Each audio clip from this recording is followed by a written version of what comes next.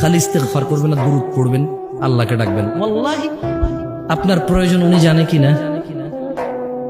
জানে। একবার পুরো যত প্রয়োজন আছে সব জানে। কি বলেন, আসলে কি? লা ইলাহা ইল্লাল্লাহ। মনের খবরও জানে। তারপরে কালকে যে প্রয়োজন হবে সেটা আপনি জানেন না, ওইটাও জানে। তাহলে বলেন লা ইলাহা ইল্লাল্লাহ সুবহানাহ, তিনি পবিত্র। তিনি কি পবিত্র? তো শুনুন, গাজীপুরবাসী, নয়াপাড়ার মানুষ, তাহলে যে ব্যক্তি আল্লাহর রসুলকে অনুসরণ করে সে কোথায় যাবে? আর আল্লাহর রসুলকে অস্বীকার করে কিভাবে? যে অবাধ্য হয়। যে কি হয়? অবাধ্য হয়।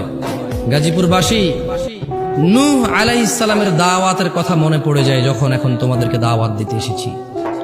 জেনে নিও, নূহ আলাইহিস সালাম যার কথা তোমাদেরকে বলেছি যে 950 বছর শুধু দাওয়াত দিয়েছে, কি দিয়েছে?